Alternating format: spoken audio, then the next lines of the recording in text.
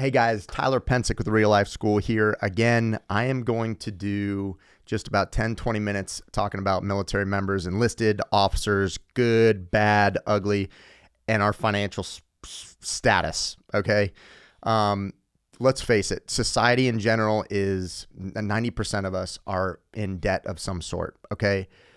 Being in the military for how many years I was, it really didn't change much. It was just a smaller, tighter pool, and everybody pretty much got paid the same thing, okay? So I got a taste of being able to see people's financial status on a more basic level, because when you get paid the same as the other person next to you, you get to really see how habit patterns and where people put their money and invest it, even if it's a simple vehicle or a car or a watch or shoes or sunglasses. So I got to really get a deep picture into military members and their financial status. Now, I know that we live in a society that people don't like to talk about money because it's kind of rude. But I think we've gotten to the point where we need to talk about money because everybody is broke, or they're living paycheck to paycheck, or they're significantly in debt, not into debt for a good asset, but debt into a depreciating asset. And my point is that the reason why we're there is because we haven't talked about it. All right. So I love the military. I love you guys. And man, I have some very incredible memories of my enlisted members who sought out really my financial advice. I had built, a plethora and a portfolio of real estate, and I made money on buying and selling cars as a hobby. So I did that on the side, and, I was starting a company. I wrote a book. So military members that served with me, they saw that I wasn't just your typical officer. Okay. And for a variety of reasons, I wasn't the typical officer. And that's for sure. Right. Stories for another time. But back to the point here is that our military, a lot of us, were living paycheck to paycheck. Not me, but a lot of you guys are still living paycheck to paycheck. All right. There was no money management taught to you as an enlisted member. It just wasn't. And a lot of your officers didn't have much more information on money management either, because they just came out of college, right? So enlisted, you typically come out of high school, and officers, you typically come in after college. So there's really no real world education or financial management or a way to start strategizing how to take care of you once you take off the uniform, whether it's 4 years or 40 years, right? It's going to end sometime. Now, I helped some military members when they were, 3.5 years, looking to get out at 4. And then I even spoke to some generals talking about money management too. And they're like, hey, I'm bulletproof, right? They already hit their high 3, and they can go do what they want to do because they put in 30 plus years. So moral story is that you're no different. We're all talking about the same concept of money. It's just where we're putting it.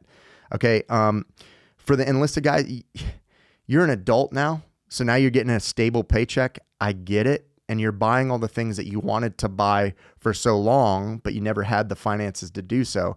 I understand that. I understand some of the enlisted members that you would take that cash or your paycheck and you would send it back home to mom and dad. I totally get it. Honorable, admirable. I love it. Okay. I understand some of the enlisted members would go and buy video games. All right. And because after a long day's work, which we crack the whip on you guys all day long, all week long, and it's even more intense when you do your workups and you deploy.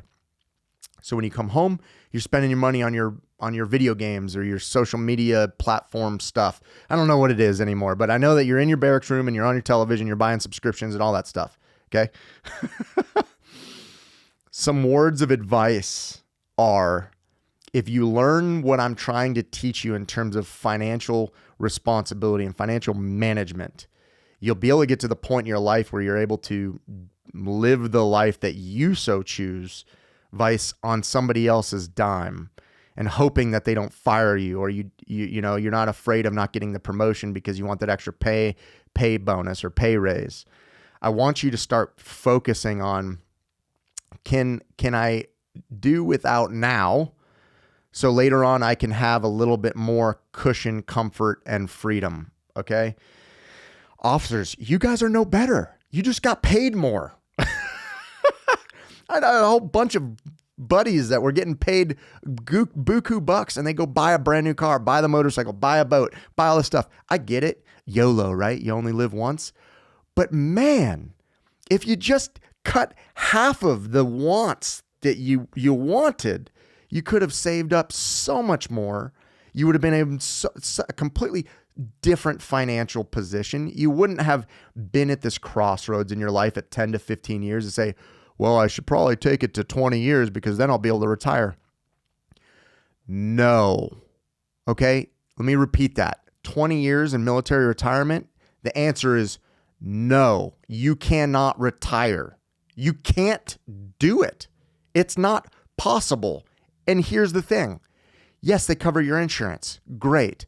But the 50% pay, they're going away from that with the new blended retirement. Okay? You cannot retire off a 20-year retirement. You just can't live. You got a family, 2 or 3 kids, plus you and a spouse. If you stay in for 20 years, you're not able to financially retire. Period. Okay? That's the point of all this. For the officers, man, a lot of you guys come out of the Naval Academy, you come from some sort of academy, and the first W-2 that you ever got was from a government organization. You're just as bad.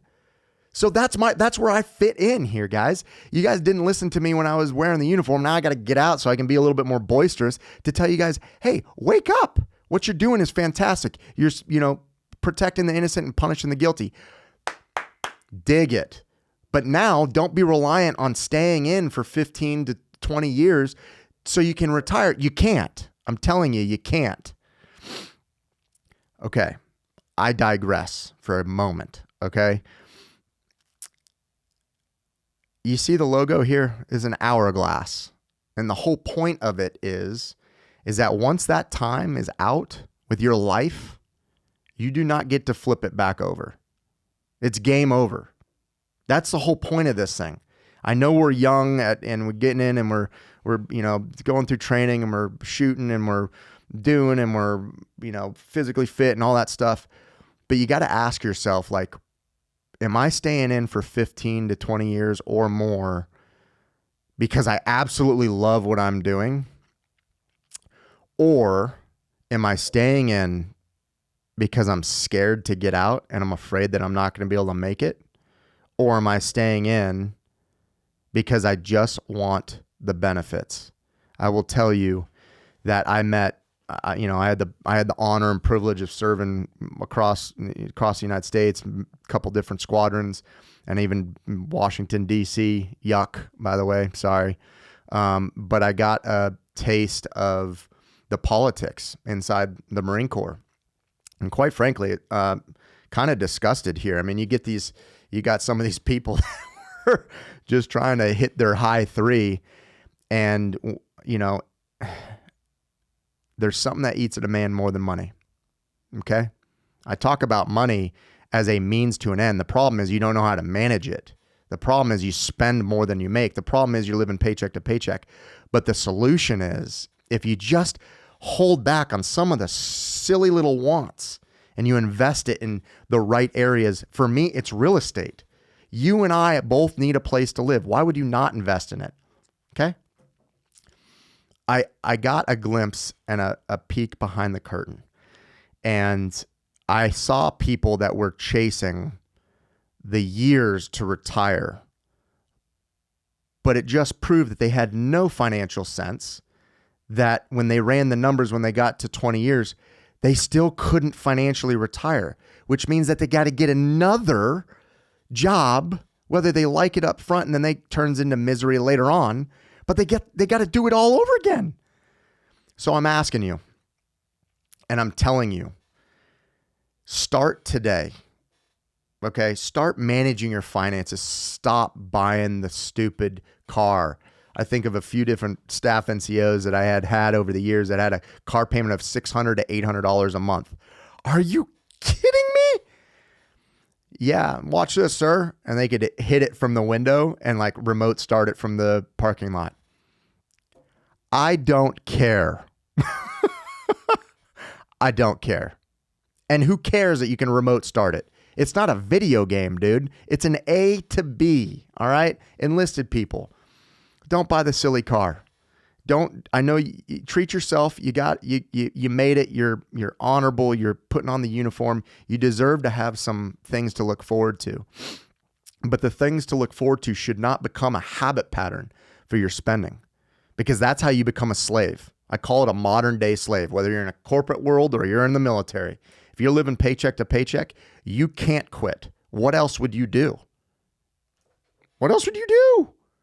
That's the problem. When these people get to 15, 20 years and they recognize that they can't get out and they have to stay, now their decisions are now focused on keeping that job, focused for the next promotion, not because they want the promotion. It's because they want the pay raise. They want the bonus check.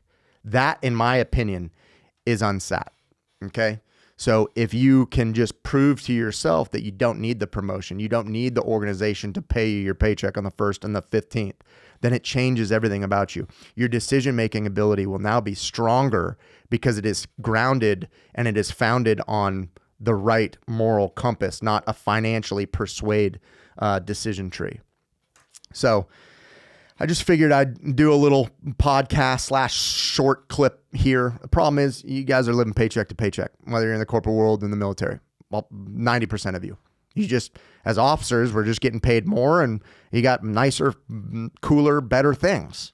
But you're still paycheck to paycheck. A lot of you. Yeah, okay, great. TSP, military investing. You can't touch it till you're 65. So if you're 25, 23 years old and you stay 20 years, you're 42 to 45 years old, you still got to get another job, which means you're not retired. So stop throwing that out there. You're being foolish. All right. Hey, end of this video. I just figured I'd help you shed some light on it. And if anything, your leaders can critique me and show you some clips and you guys can hoot and holler and poke and prod and spread the ribs on it. But at least you guys are not talking about your finances. That's the goal of this. I don't care about me. I care about you guys getting it right. I'm just lucky to be sitting here. I appreciate the hourglass because I shouldn't be sitting here. So I hope that this moment in time is genuine. I hope that you understand that you're looking at your own finances differently, because I don't want anybody, I don't care if you're, I could go off on a tangent. I don't care who you are or what you do. I want you to do it for the right reasons. We have a culture that is money motivated. And let me tell you something. If I gave you $100 million in 6 months, 99% of you in 6 months would think every day is just a normal Tuesday, because we're creatures of habit. I want you to learn how to manage your money so that way you can formulate the life that you really want, the interests, the family, the vacations, the hobbies, the health, the things that interest you. I want you to have time for it. And the money is a tool to do that. So I am available. It's on reallifeschool.com. All the other money mentors feel the same damn way that I do about how important this is. So I hope that this little rant is helpful. I hope that you guys start talking about it in your squadron spaces, in your battalions, in your companies, in your fire teams. And I hope that you guys are getting yourselves away from being a modern day slave, because being pushed into a position where you have no alternative is helpless. And I have met so many people that are stuck there, and it was their own doing because they didn't manage their finances appropriately. So I am here to help. I will see you guys later, and I am always available. Talk to you guys soon. Bye.